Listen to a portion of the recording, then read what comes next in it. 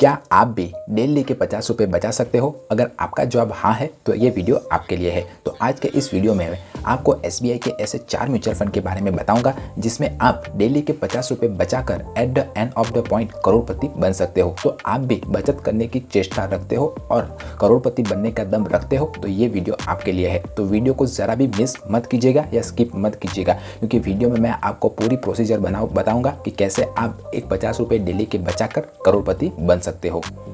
तो सबसे पहले हम जिस म्यूचुअल फंड की बात करने वाले हैं वो है एसबीआई का कॉन्ट्रा म्यूचुअल फंड। अब हम इस म्यूचुअल फंड के पास्ट रिटर्न्स के बारे में जान लेते हैं। तो इसने अब तक एक साल में 23.9% का रिटर्न्स, 3 साल में 42.8% का रिटर्न्स, 5 साल में 17.5% का रिटर्न्स और ऑल ओवर 15.3% का रिटर्न्स अपने इन्वेस्टरों को लाकर दिया हुआ है। इसका एक्सपांस रेशियो अराउंड 0.9% है। अब जिसे नहीं पता कि एक्सपांस रेशियो किसे कहते हैं, तो expanse ratio asset management company की एक फीस है। तो जितना ज़्यादा एक्सपांस रेशियो होगा उतना ही कम इन्वेस्टरों को प्रॉफिट होगा। तो इस केस में उस म्यूचुअल फंड का एक्सपांस रेशियो थोड़ा ज़्यादा है।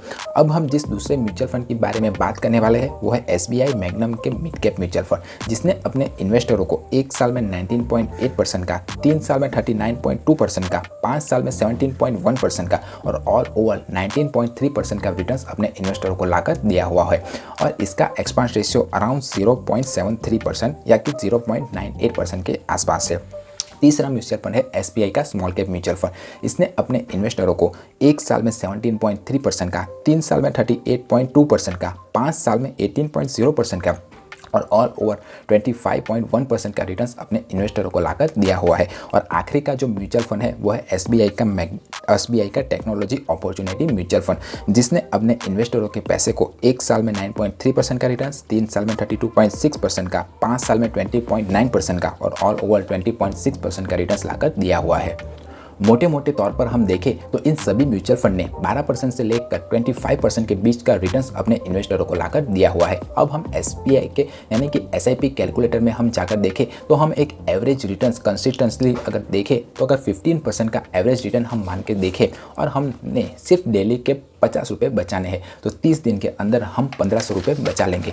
तो उस 1500 रुपये की एसआईपी हम हर महीने अगर स्टार्ट करते हैं तो एसआईपी कैलकुलेटर में जाकर देखने पर हम ये देखते हैं कि हम अगर हर महीने 1500 रुपये बचाते हैं, उसका एवरेज रिटर्न्स हर साल हम अगर 15% का मानकर चले तो 30 सालों के अंदर हमें 99,74,731 रुपीज़ मिलेंगे और उसके सामने जो हमारी इन्वेस्टेड वैल्यू होगी वो अराउंड 5,40,000 के आसपास होगी।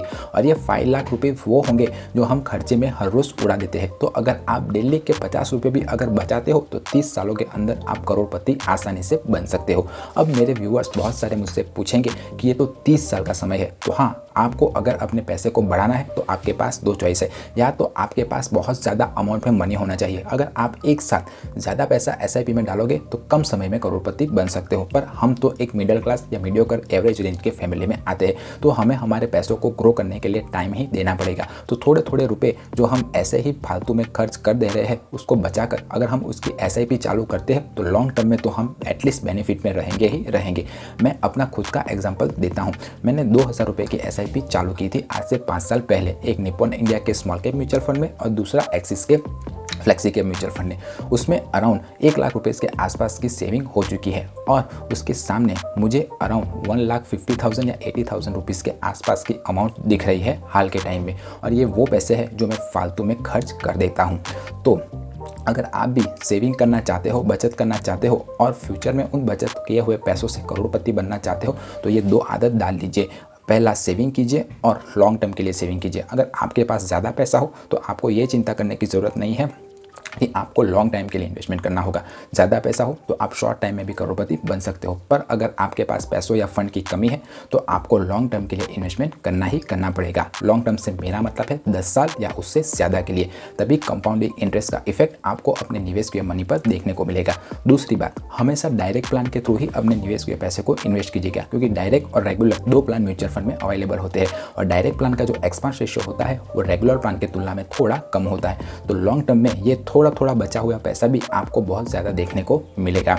और हाँ, इन्वेस्ट करने से पहले आप अपने म्यूचुअल फंड एडवाइज़र या फंड एडवाइज़र की सलाह ज़रूर लीजिएगा। मुझसे सलाह लेना चाहते हो तो पर्सनली आप मुझे कमेंट कर सकते हो या कॉन्टैक्ट या मेल कर सकते हो। मैं उसका चार्ज 500 रुपीज़ लेता हूँ। मेरा वीडियो पसंद आया है तो वीडियो को लाइक कीजिए। फाइनेंस से रिलेटेड, म्यूचुअल फंड से रिलेटेड या किसी और भी फाइनेंशियल सिचुएशन से रिलेटेड कोई क्वेश्चन या क्वेरी हो तो आप मुझे कमेंट करके पूछ सकते हो। वीडियो इन्फॉर्मेटिव लगा हो, पसंद आया हो, तभी इस वीडियो को लाइक कीजिए और चैनल को सब्सक्राइब कीजिए। मिलते हैं अगले वीडियो में, तब तक के लिए बाय बाय।